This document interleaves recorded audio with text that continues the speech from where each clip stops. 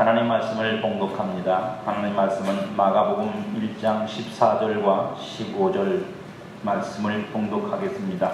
신약 성경 53년입니다. 마가복음 1장 14절과 15절의 말씀을 대독하겠습니다. 요한이 잡힌 후 예수께서 갈릴리에 오셔서 하나님의 복음을 전파하여 이르시되 때가 찼고 하나님의 나라가 가까이 왔으니 회개하고 복음을 믿으라 하시더라. 아멘. 복음. 어떤 분이, 어떤 할머니가 그랬더니 볶음 그러셔서 한참 우스갯소리로 떠들던 말이 있습니다. 복음은 우리가 기쁜 소식이라는 말씀이라는 것을 알고 있습니다. 복음이 기쁜 소식인 건 분명한 사실이지만 그러나 또 한 가지 분명한 것이 있습니다.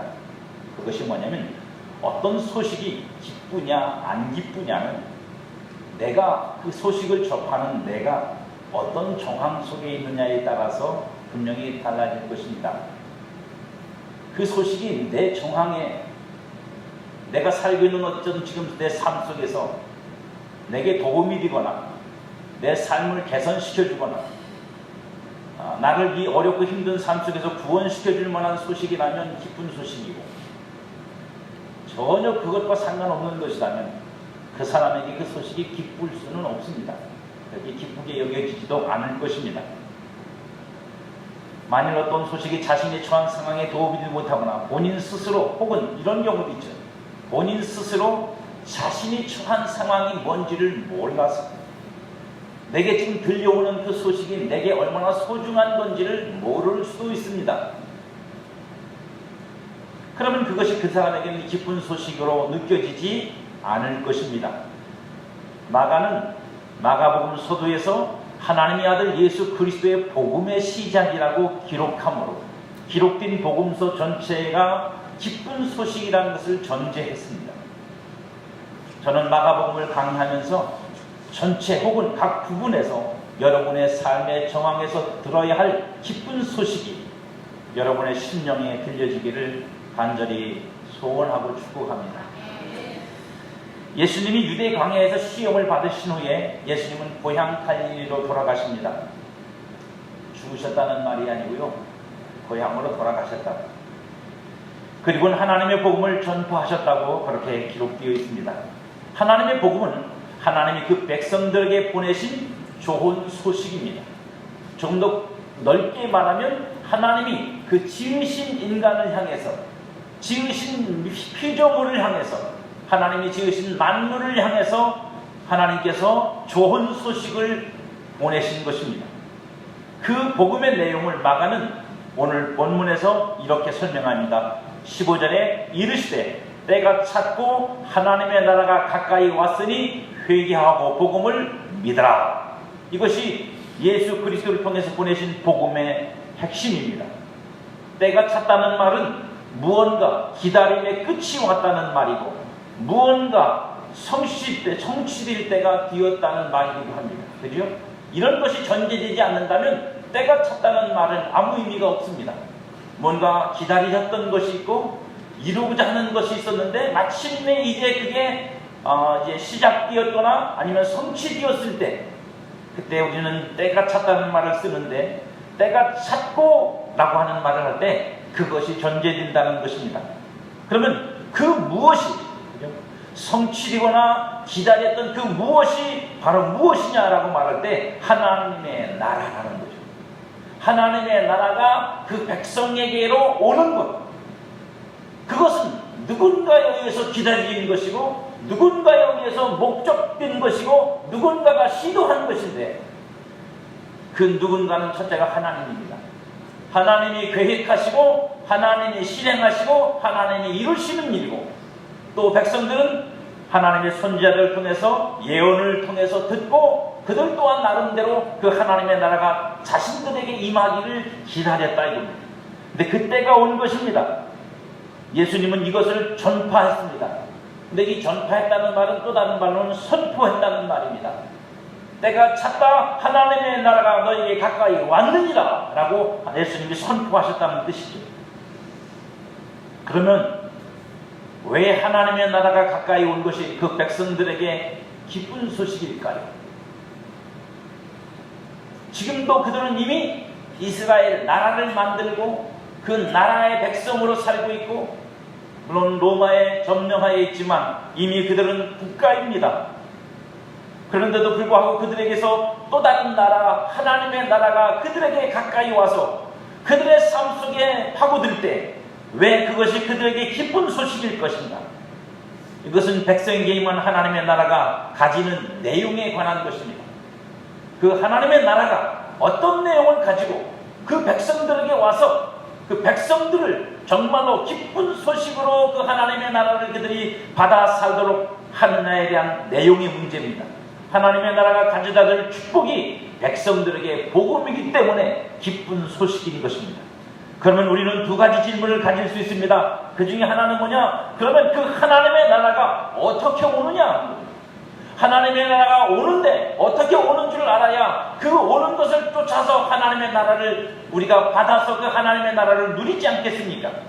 또 하나, 두 번째 질문은 하나님의 나라, 가까이 온 하나님의 나라의 내용이 무엇이냐 하는 것입니다. 하나님의 나라의 내용이 내 삶에서 혹은 이 나라에서 어떤 영향력을 행사하고 어떤 내용으로서 나타나서 우리를 정말로 하나님의 축복 속에 살게 할 것인가라고 하는 내용이 중요한 문제입니다.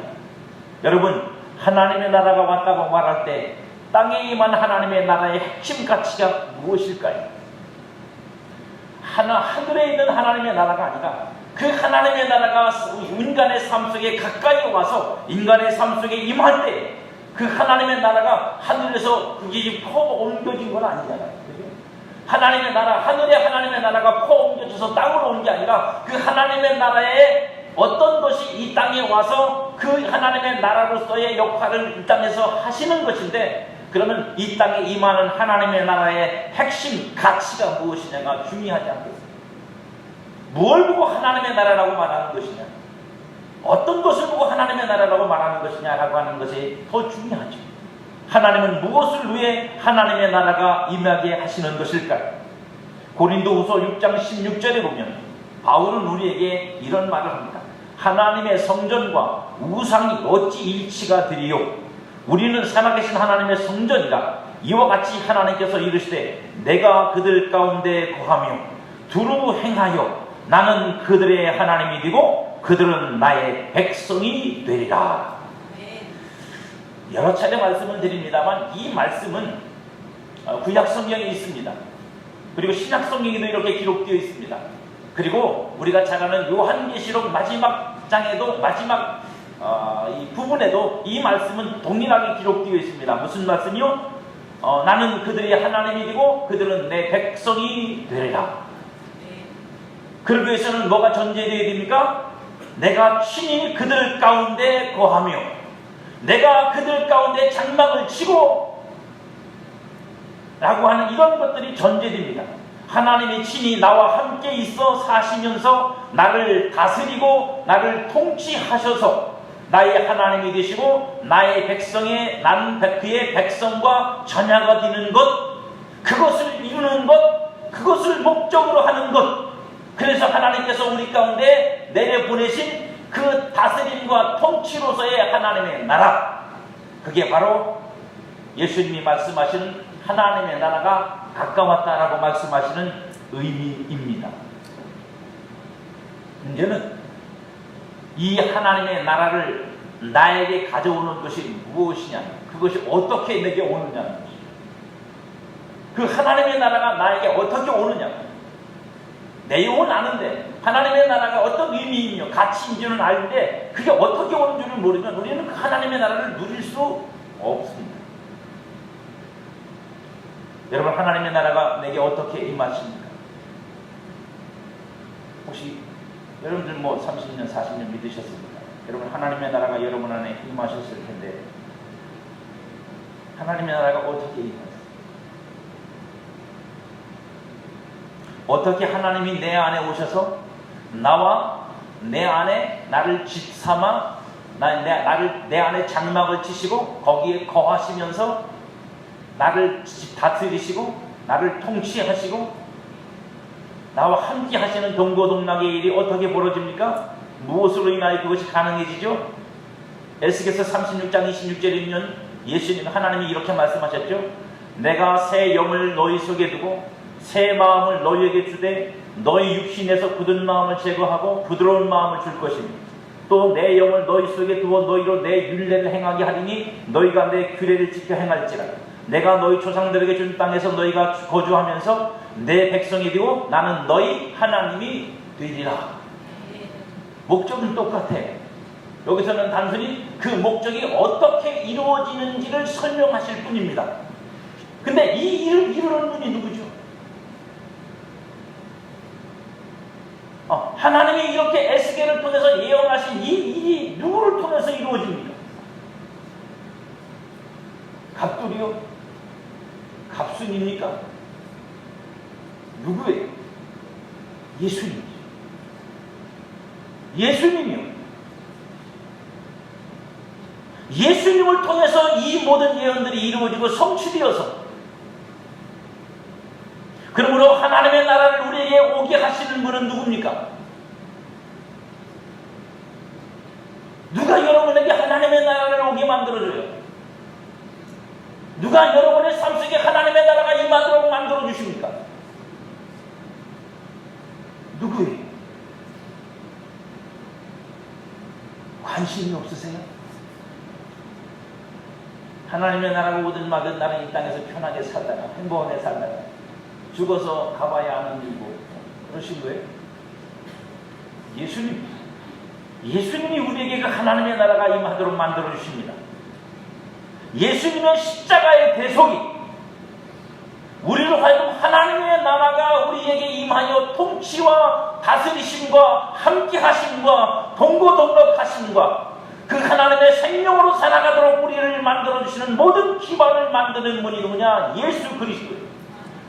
그 예수 그리스도의 십자가의 은혜가 그 기반을 만들고 그래서 예수님이 이렇게 말씀하십니다. 요한복음 3장 3절에 보면 니고데모가 예수님께 밤중에 찾아가가지고 자기 체면 때문에 낮에도 못 오고 밤에 오죠. 밤에 와서 묻습니다. 당신이 하늘로부터 뭐가 온 자가 아니면 이런 일을 할 수가 없습니다. 라고 예수님을 지켜 세웁니다. 그저 예수님께서 그 니고데모에게 아주 싸늘하게 말씀하십니다. 칭찬한 게 아니에요. 답을 준 게 아니라 아주 그 속에는 찬바람이 쌩쌩 붑니다. 예수께서 대답하여 이르시되 진실로 진실로. 예수님이 이 단어를 붙일 때에는요 무서운 거예요. 이건 변하지 않는 진리라는 얘기잖아요. 진실로 진실로 내게 이르노니 사람이 거듭나지 아니하면 하나님 나라는 볼 수도 없다. 무슨 얘기죠? 니고데모가 예수님에게 당신이 하늘로부터 오지 아니하셨으면 이런 일이 있을 수 없나이다 라고 말하자 주님이 그러는 겁니다. 네가 하늘을 아냐? 네가 하늘을 알았으면 내가 누군지를 알았어. 내가 하늘로부터 온 자라는 걸 네가 정말로 아냐? 몰라. 그래서 뭐가 필요하다고요? 거듭나지 않으면 볼 수 없어. 뭘 볼 수 없다고요? 하나님의 나라를 못 봐. 무슨 하나님의 나라요? 지금 예수 그리스도를 통해 임한 하나님의 나라 못 봐요.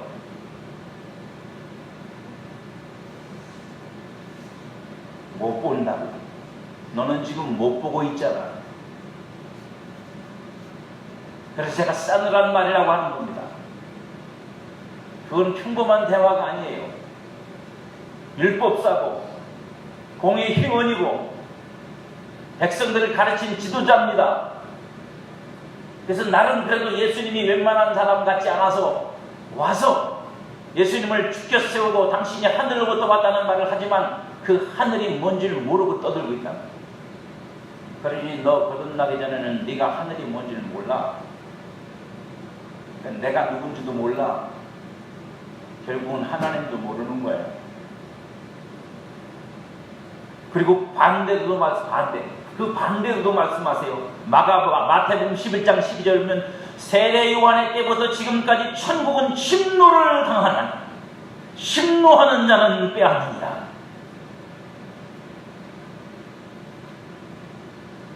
니고데모에게는 거듭나지 않으면 볼 수도 없다고 말씀하셨지만 또 한편으로는 심노하는 자에게는 심노를 당한다고 말씀하십니다. 그럼 그 천국을 침노한, 하나님의 나라를 심노한 사람이 누굴까요?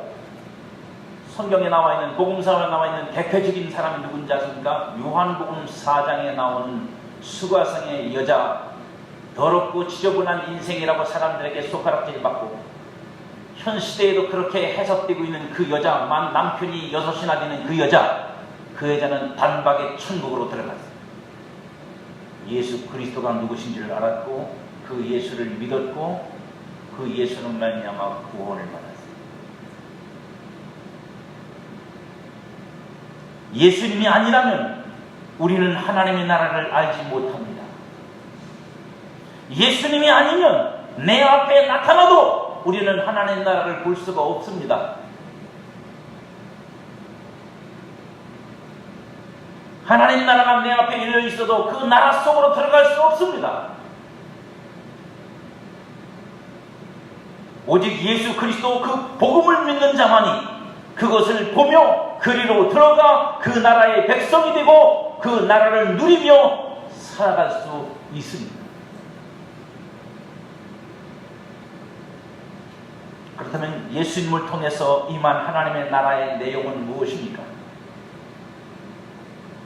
어떤 방식으로 하나님의 나라의 통치가 우리에게 나타납니까? 그 대답도 역시 예수님입니다. 그것을 우리에게 보여주신 분이 예수님이라고. 우리에게 하나님의 나라가 임하게 하신 분도 예수님이지만 하나님의 나라가 임한 통치와 다스리심 속에서의 삶을 우리에게 보여주신 분도 예수님이라고. 하나님의 나라를 나에게 가져오도록 하신 분도 예수님이고 하나님의 나라가 어떻게 개인의 삶에 임하는지 그리고 삶을 통해 나타나는지를 보여주신 분도 예수님이십니다. 그분의 사역과 그분의 삶과 가르침이 모두 하나님 나라의 통치와 다스림에 대한 순종으로 나타난 것들입니다. 그분은 하나님 나라를 가르쳤고 하나님 나라의 다스림 속에서 살았고 하나님 나라의 권능으로 사역을 했고 하나님 나라가 임하도록 일을 하셨습니다.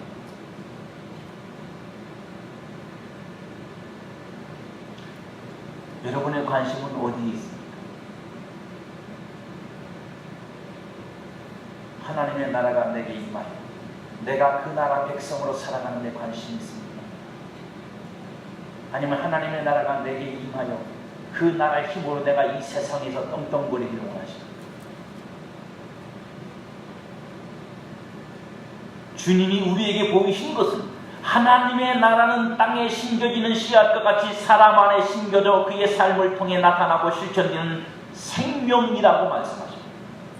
마가복음 4장 26절 이하에 보면 또 이르시되 하나님의 나라는 사람이 씨를 땅에 뿌린 것 같으니 그가 밤낮 자고 깨고 하는 중에 씨가 나서 자라되 어떻게 그리 뒤는지를 알지 못하느니라. 땅이 스스로 열매를 맺되 처음에는 싹이요 다음에는 이삭이요 그 다음에는 이삭의 충실한 곡식이라 열매가 익으면 곡국과 곧 낫을 대나니 이는 추수 때가 이르렀음이라. 하나님의 나라가 어떻게 한 사람 속에 임하여 그 사람 속에서 그 하나님의 나라가 역사하여 그 한 사람을 하나님의 나라의 아름다운 열매로 만들어내시는지 주님은 말씀하십니다.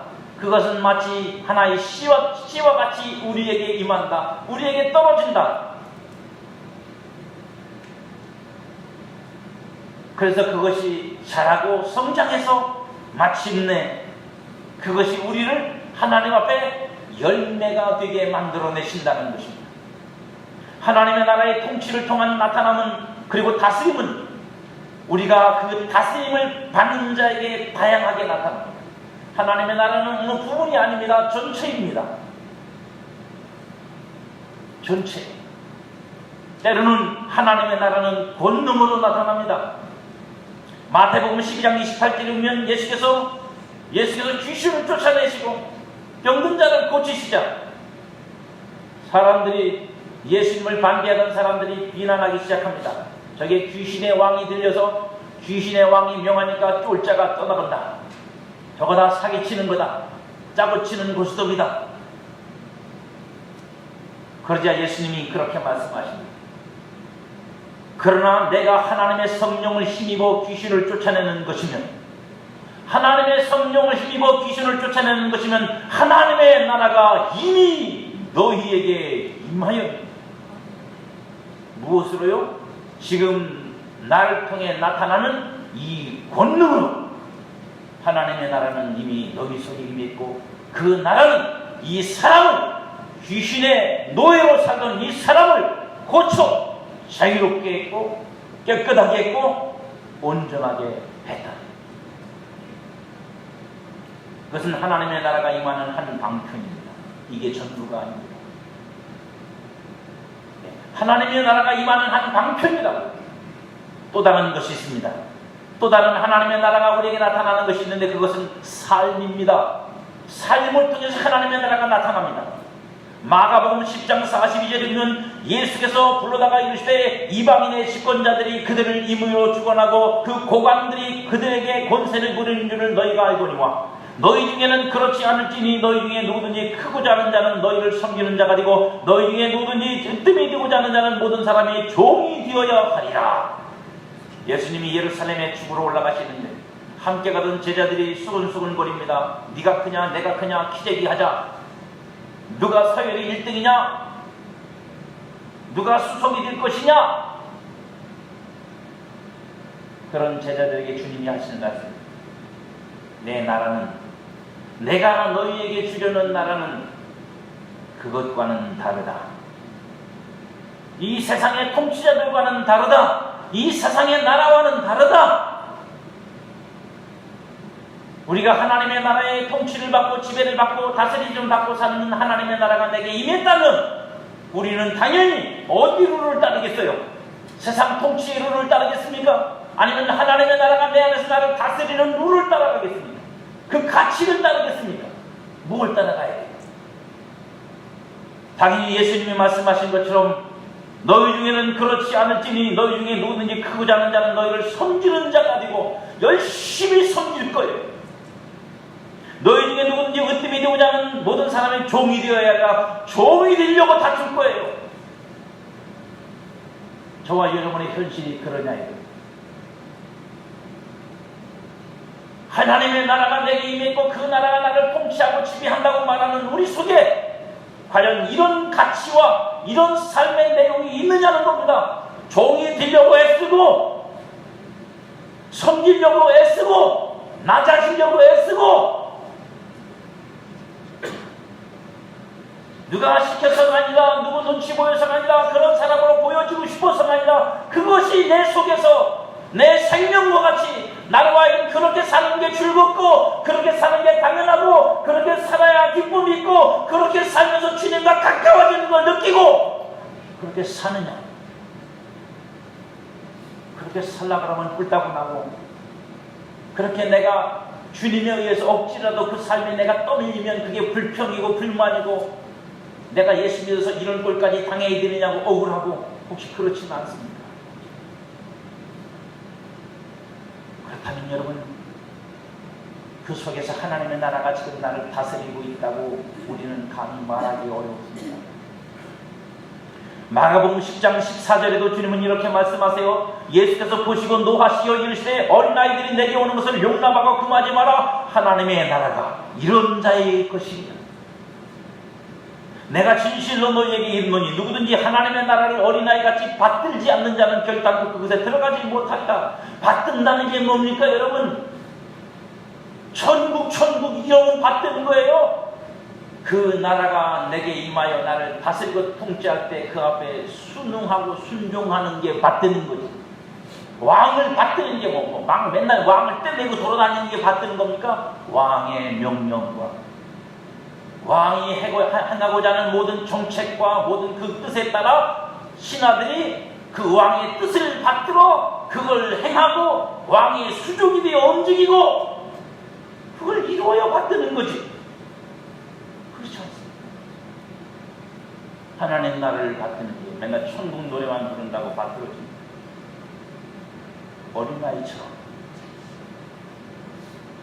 천국을 기뻐하고 즐거워할 뿐 아니라 사랑할 뿐 아니라 그 천국에 내게 임하심으로 그 천국이 내게 살게 하는 삶을 즐겁고 기쁘고 감사하게 살아내는 것이 받들어야 된다. 이게 삶으로 임하시는 하나님의 나라예요. 우리의 삶 속에 오셔서 우리 인격 속에 오셔서 우리 인격을 통해서 역사하신단 말입니다. 그런데 여러분, 이 중에서 가장 중요한 게 있어요. 하나님의 나라가 임하여 다스리고 통치하는 이런 것들이 만들어내는 이 결과적인 측면에서 가장 중요한 건 하나님의 나라로 다스려지는 삶은, 그리고 그 다스림을 받고 사는 사람의 삶은 세상과 같지 않다는 분명한 증거. 다른 건 어쨌든 몰라도 그것이 세상과는 같지 않아요. 그러니 저와 여러분들이 예수 믿어 하나님의 나라가 내게 임하셨고 그 나라가 내 안에서 나를 다스리고 통치하시며 나는 그러므로 그 나라가 내 안에서 시작되었습니다. 나는 이제 그 나라가 시작됐고 그 시작된 그 나라를 따라 나는 영원한 그 나라로 갈 것입니다 라고 하는 사람의 삶은 세상과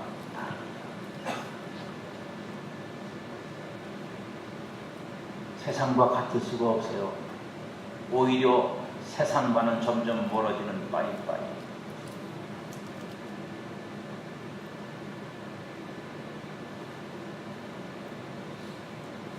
내 안에 하나님의 나라의 통치가 이루어지면 나는 모든 면에서 변할 수밖에 없습니다. 성품은 하나님을 닮아가고 삶은 주님의 가르침을 따르려고 하고 그 가치관이 천국의 가치로 바뀌고 모든 일에 하나님의 나라가 임하는 열매를 맺고 그 심령 속에서는 내게 임한 하나님의 나라로 인하여 영원한 하나님의 나라 그 본향을 사모하고 꿈꾸고 가고 싶어 안 달라고 가기 싫어서 아멘을 안 하시는 거죠.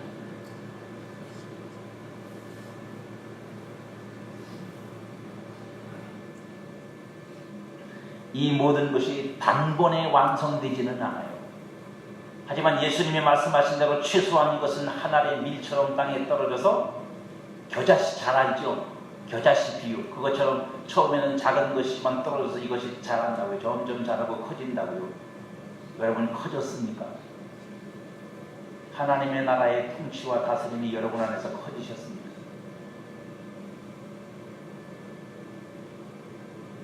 예수 그리스도를 믿음으로 받아들임으로 하나님의 나라는 여러분 모든 삶에서 선포되고 그 생명력을 발동하는 것입니다. 시작한다. 여러분 안에 하나님의 나라가 내게 임했느니라 라고 하는 이 선포가 예수 그리스도를 통해서 이루어지면서 내게 하나님의 나라는 시작되고 그 나라가 시작된 사람만이 그 영원한 나라와 연결이 되고 그 나라를 향해서 가는 거예요. 예수님이 하나님 나라의 복음을 선포하신 것은 사실을 설명하려는 것이 아니라 그 실제가 나에게 나타나도록 하시려고 이제 그때가 됐고 하나님이 우리 각 사람에게 그런 은혜를 주시며 그렇게 이제는 우리를 친히 통치하기 원하신다. 하나님과 우리 사이에 누구도 이제는 하나님이 세우지 않고 하나님이 친히 내 하나님이고 나를 다스리고 나를 그 나라 백성 삼으시고 그래서 내 안에 그 나라가 임하게 하셔서 살도록 하신다는 이 선포를 하심으로 우리는 그것이 시작된 거예요. 그래서 주님이 오늘 때가 찼고 하나님의 나라가 가까웠느니라 라고 말씀하시는 거예요. 성령으로 세례를 준다는 말은 우리가 보통 그냥 성령 충만 받고 뭐 능력 받고 뭐 이런 것들만 생각하지만 그것만은 아니에요. 성령으로 세례를 주시는 분이라는 말은 예수님을 세례요한이 그렇게 표현하잖아요. 성령으로 세례를 준다는 말은 무슨 뜻입니까? 이 하나님의 나라의 실제가 너희 속에 임하게 하시는 분이다. 왜요? 그게 바로 성령을 통해서 우리에게서 나타납니다. 성령님을 통해서 우리에게서 그것이 실제화됩니다.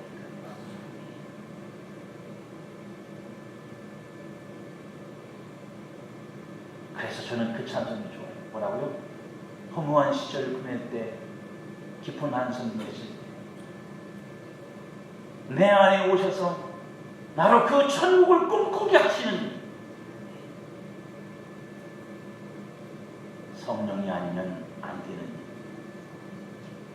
그분이 내 안에 오셔서 임하신 하나님의 나라를 이루었기에 우리는 가보지도 못한 하나님의 나라지만 내 안에 임한 하나님의 나라로 인하여 그 나라를 꿈꾸는 거예요. 아, 지금 나는 아직 그 하나님의 나라의 온전함에 이르지 못했지만 나는 이 땅에서는 나그네구나. 나는 이 땅이 내 고향이 아니구나. 나는 이제 내 안에 주신 이 소망을 쫓아 이 꿈을 쫓아 나는 이 길로 주님을 향해 주님의 영원한 집으로 나는 가리라. 야, 딱 두 분 아멘 하시네.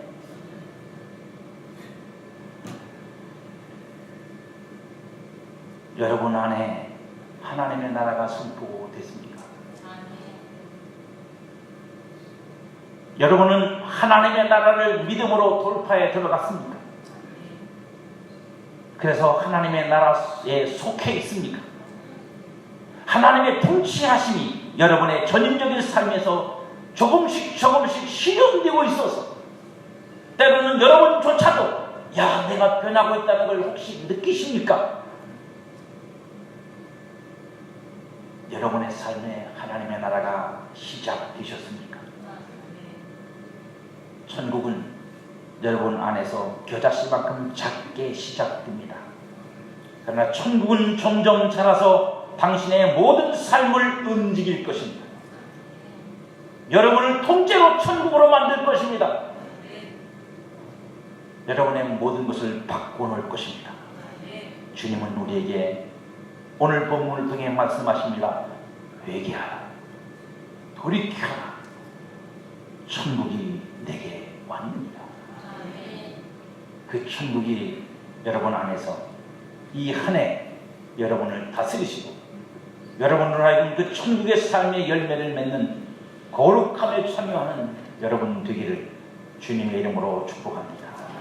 그리고 이 찬송을 부르시며 이 땅을 나그네와 같이 본향을 향해 가는 천국의 사람으로 살아가시길 바랍니다.